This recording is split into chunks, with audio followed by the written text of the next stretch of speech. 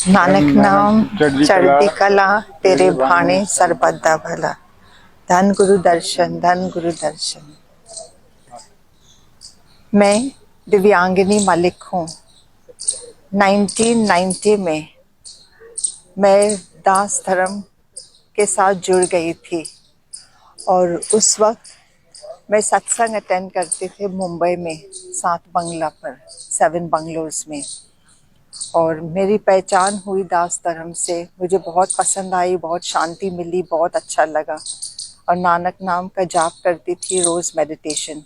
उस वक्त मैं बीमार हो गई और मुझे लूज मोशन शुरू हुआ। और ऐसे लूज मोशंस कि मैं क्या बताए, एक दिन में 30 बार, 30 दिन के लिए हुआ। सारे डॉक्टर्स, इतने डॉक्टर्स के पास मैं गई, सारा टेस्ट कराया, MRI स्कैन, सोनोग्राफी सब लिया, पेट का, स्टमक का, इंटेस्टाइन्स का, लिवर का, लेकिन सारा रिपोर्ट्स नॉर्मल थे।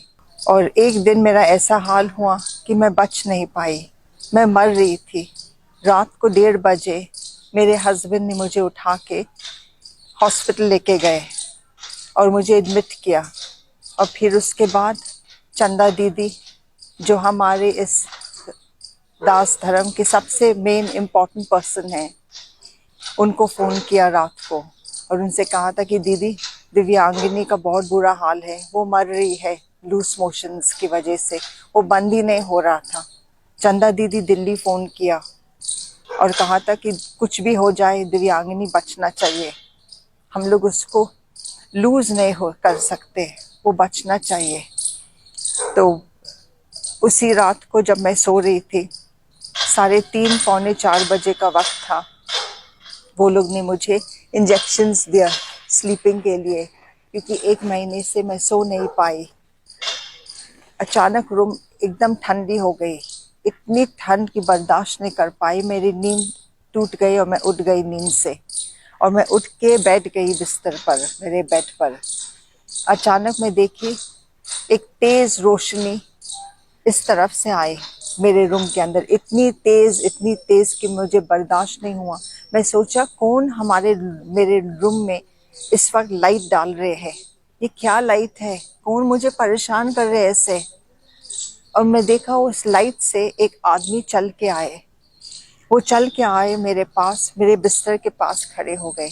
वो जिंदा आदमी थे, वो फ्लैश एंड ब्लड में थे, वो कपड़े पहने हुए थे, सफ़ेद कुर्ता पैजामा, पगड़ी, और पगड़ी के ऊपर ऐसे बांधा हुआ था, लिपटा हुआ था एक बेज कलर का शॉल। वो अपना शॉल, दाढ़ी थी उस आदमी का, इतने लंबे दाढ़ी। वो आके खड़े हो गए बेड के पास और अपना शॉल उतार के, ऐसे उतार के मेरे पेट के ऊपर डाला। और पेट पर डालते ही उन्होंने नानक नाम कहा, नानक नाम चढ़दी कला तेरे बाने सरबत दा भला। मैं देखी इस आदमी को, मैंने सोचा ये तो महाराज दर्शन दास जी है, लेकिन ये कैसे हो सकता, वो जिंदा कैसे है और उनका शॉल मेरे ऊपर, मतलब ये फ्लैश एंड ब्लड में आए, वो कपड़े पहने हैं, वो पगड़ी बांधा हुआ है, ये कैसे हो सकता। और वो थोड़ी देर के लिए खड़े थे और वो शॉल सूझ गया मेरे पेट पर और फिर वो गायब हो गए। महाराज जी भी गायब हो गए और लाइट भी ऑफ हुआ रूम का, और वो ठंड जो थी वो भी नॉर्मल होने लगे। तो मैंने अपने हस्बैंड को बुलाए, मैंने कहा उठिए, महाराज जी आए इस रूम में। वो उठ गए, बोले क्या बात करते, महाराज जी कैसे आ सकते। मैं बोले हाँ, वो अभी इसी वक्त आए, फुल फ्लैश एंड ब्लड में। उन्होंने अपना शॉल उतार के मेरे ऊपर डाला, देखो महाराज जी आए, वो जिंदा है। मैं बोली देख लो, मैंने उनको फील किया, उनके कपड़े मेरे ऊपर आए, उनका शॉल। तो उसी वक्त मेरा लूज मोशंस बंद हुआ, उसी वक्त 1 महीने के बाद। सुबह 8 बजे जब डॉक्टर्स आए, वो हैरान हो गए, वो बोले अचानक कैसे हुआ, कब से बंद हुआ। मैं बोली रात को 3 बजे से मेरा कोई लूज मोशंस नहीं हुआ डॉक्टर। तो उन्होंने मुझे चेक किया, बोला आप डिस्चार्ज हो सकते, आप घर जाइए। और वो लोग ने मुझे डिस्चार्ज किया।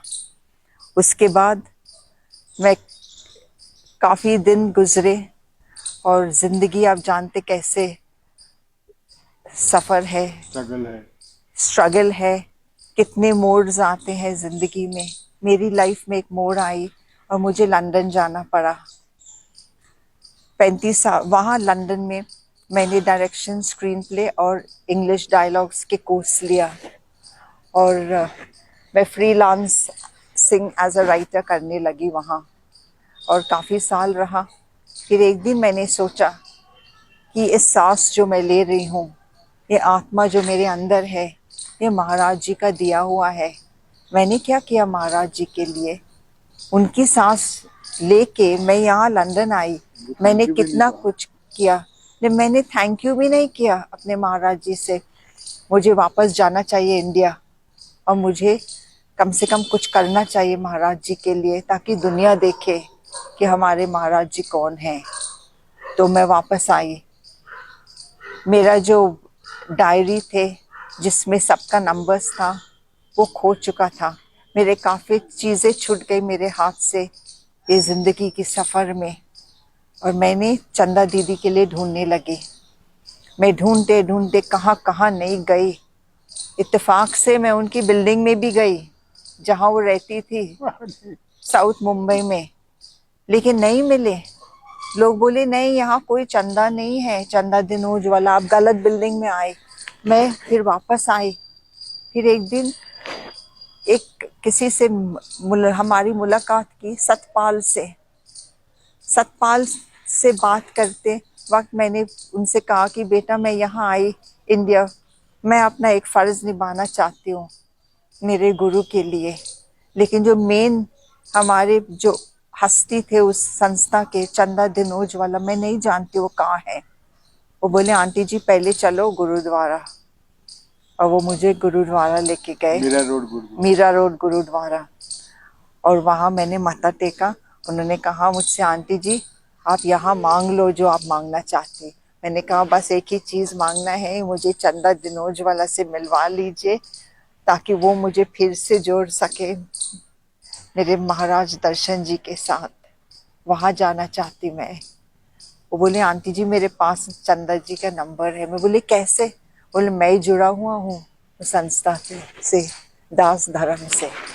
और उन्होंने फ़ोन लगाया और मेरी बात हुई चंदा दीदी से। सबसे पहले दीदी शॉक हो गई। वो बोली 35 साल कहाँ थी आप दिव्यांगिनी? मैं बोली मैं खो गई थी दीदी जिंदगी के सफ़र में, कहाँ कहाँ नहीं भटकी मैं, किस किस रास्ते मोड़ पर मुझे चलना पड़ा और मैं अभी वापस आई। मैं कुछ करना चाहती महाराज जी के लिए। बोला बिल्कुल चलो लोनी चलते। हमारे गुरु महाराज है त्रिलोचन जी, उनसे मिलते। और उन्होंने मुझे यहाँ लाए। आज मैं लोनी में बैठी हूँ। कल हम गुरु महाराज जी से मिले, त्रिलोचन जी से, माता जी से मिले, महारानी जी से मिले। और मैंने महाराज जी से कहा कि मुझे अपने बड़े महाराज जी दर्शन दास महाराज जी पर एक बायोपिक बनाना चाहती हूँ। मैं फिल्म बनाना चाहती, फीचर फिल्म, और उनकी जीवनी पर। और मैं पूरा दुनिया को दिखाना चाहती कि महाराज जी ने हम लोगों के लिए क्या किया और इस देश के लिए क्या किया, इस यंगर जनरेशन के लिए क्या किया। मैं चाहती हूँ कि वो लोग उनके राह पर चले, उनका जो सीखा हुआ बातें हैं, चीज़ें हैं, वो लोग अपनाएं, वो लोग सिमरन करे, वो लोग नाना नाम जापे, लोग धन गुरु दर्शन कहे, हाय गुड मॉर्निंग ये सब भूल जाए, अपना कल्चर को वापस लाए। तो महाराज जी ने मुझे आशीर्वाद दिया और कहा था कि आप बना लीजिए। तो मैं चाहती हूँ ये फिल्म हम लोग बना रहे हैं चंदा दिनोज वाला दीदी, अनिल खुराना भाई साहब जी के मदद से। दीदी प्लीज आइए, प्लीज आइए, प्लीज आइए, आप दोनों आइए, आइए प्लीज आइए। आप लोग बहुत इम्पोर्टेंट हस्ती है इस मिशन में। चंदा जी आइए, अनिल जी आइए, प्लीज आइए। और मेरे हस्बैंड के सपोर्ट से। और मैं चाहती हूँ कि हमारे दास धर्म के हर सेवक, हर सदस्य ये फिल्म देखें देखे और हमारे सपोर्ट करे और आशीर्वाद दे और प्रार्थना करे कि हमें फिल्म कंप्लीट करके रिलीज कर सके इस दुनिया में। मैं चाहती हूँ कि हर फिल्म फेस्टिवल्स में हमारी ये फिल्म, महाराज जी की फिल्म जाए और पूरा दुनिया में हर लैंग्वेजेस में बने और सारे कंट्रीज में रिलीज करे। बस सबके आशीर्वाद चाहिए ताकि हमारा ये मिशन सक्सेसफुल रहे। हमारी संगत का आशीर्वाद से, चाहिए। त्रिलोचन महाराज जी के आशीर्वाद से, उनके ब्लेसिंग से और महाराज जी के आशीर्वाद से आपका आशीर्वाद चाहिए। और मैं चाहती हूँ कि हमारा ये देश और माता जी का आशीर्वाद चाहिए कि वो हमें आशीर्वाद दें ताकि हम ये काम पूरा कर आपके सके। सामने ला सकें, अपने गुरुदेव की जीवनी आपके सामने ला सकें, ये बता सकें कि वो कहीं गए नहीं, वो अभी तक हमारे साथ हैं। सिर्फ एक बात कहता हूँ, जिधर देखता हूँ तू ही तू है, अलग अलग रंग और तेरी अलग अलग खुशबू। मैं चाहती हूँ कि हमारे देश हिंदुस्तान, हमारे महाराज दर्शन दास जी और त्रिलोचन महाराज जी को कोई बहुत बड़ा अवार्ड और बहुत बड़ा पोजीशन दे और नाम दे, क्योंकि वो लोग ने जो किया हमारे देश के लिए हर एक नहीं करते और इनके जैसे शायद दोबारा ऐसे संत पैदा नहीं होंगे इस धरती पर। तो उनको हाईलाइट करे, दुनिया को दिखाए आज हमारे हिंदुस्तान से कैसे ये दोनों संत निकले हैं। धन गुरु दर्शन, धन गुरु दर्शन। आप सबका आशीर्वाद हम चारों को चाहिए।